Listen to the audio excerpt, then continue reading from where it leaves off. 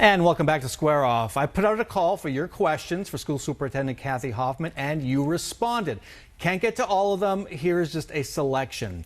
I want to start with the AZ merit tests. Full disclosure, I have never been a fan. While both of my kids went through school, even though one of them got a scholarship through it, the AZ merit and its predecessor AIMS, don't get it. So that's out there. But here's the thing. In the 4 years since this new incarnation, AZ Merit, more than half the students have failed the third grade reading test.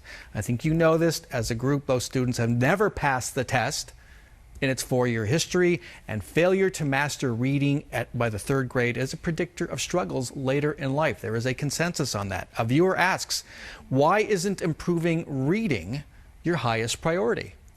Well, I see these AZ merit results as a direct impact of our educator shortages. So if I were a business leader, for example, and I looked to our staffing issues and I saw that there's 20% of our teacher positions are either vacant or filled by unqualified people, then of course I'm going to have this result. To me, this is a direct... So you're saying there just aren't enough teachers to teach reading? Trained teachers. Trained teachers.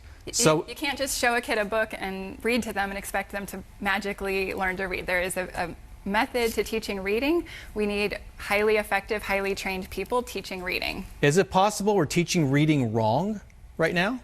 Absolutely. When you're not trained to do it, I would bet you there are many classrooms teaching reading wrong. Should this be your highest priority? Well, that's why the shortage is my highest priority. So you just tie this all to the shortage. Yes. Is there something can be done, though, with the teachers right now, coaching them up to teach reading better? Our department does do that. We do have professional development through the Move On When Reading funding that we, schools that have struggling readers and receive funds through the Move On When Reading legislation, they do submit literacy plans to our department that we review.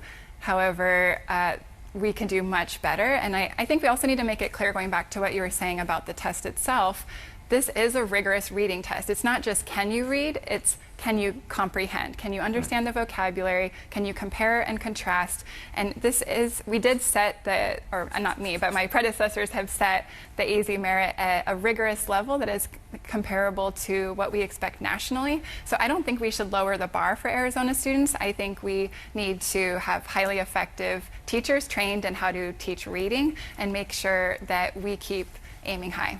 Okay, I want to go back to ESAs for a minute. I know we spent a lot of time on it, but a very particular question about missing mandated deadlines. Is your office missing mandated deadlines for reimbursing ESA families or responding to applications from ESA families? Again, I know we can do better to... Does that mean you're missing mandated deadlines? I think I would have to check exactly when these are being processed by, but again, these are... I know we can do better if we had more staffing for each one of these families that's coming in. They are children with high needs, children with disabilities, children from Native American communities, military families. So for each application that's coming in, we're looking at complex documents to process their applications, and so it's not something we can just streamline through without proper diligence looking at it. But I should say, there's no intention in delays. It is understaffing that is causing delays. We are doing everything we can to streamline and support our staff, but we need more staff. It's just clear, and the money is sitting there, and they should fully fund the program. Okay, another viewer question. What's your plan to improve mental health among students in response to growing rates of adolescent suicide and higher rates of bullying? Back in the spring, I think you were part of a new task force to deal with this. Has that task force done anything? So we've had 2 meetings so far of the School Safety Task Force. I have been devastated to see the trends in student suicides, and also the impact when students have family members that die by suicide. And so we are taking this very seriously, and our task force has met twice. They are working on looking at research, looking to other states. I can't speak in too much detail yet because we're still in the researching phase and looking at other states' models and working on the objectives and we're including students, mental health professionals, law enforcement, educators, school counselors, teachers. in this decision-making process, and we will be making recommendations coming this spring. Okay, last question. There appears to be bipartisan support for repealing the state law requiring an English-only education for non-native speakers. One teacher who works with English language learners tells me many of her students have been in the program since kindergarten and are still in it by the time they get to high school, and they don't speak a language other than English, but they can't pass the writing test. What's going to happen to those students?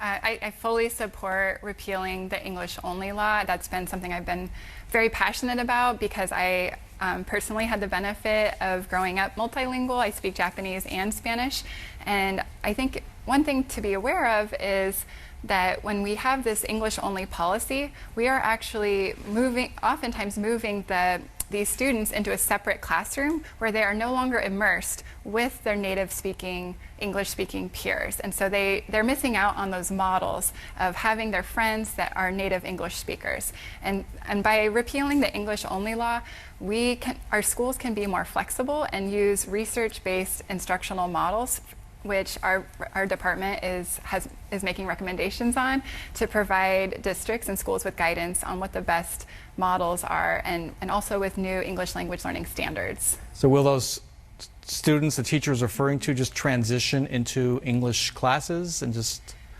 English-only classes? They still need targeted support, so I don't want to make it seem like, oh, we're just going to let them go do whatever they want.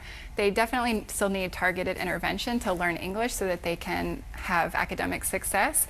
But by having more immersion models or having more opportunities for them to be in the general education curriculum classes and take science and take art and have music, all those other opportunities that right now they're missing out on because they're restricted to being in this English-only class without their English-speaking peers.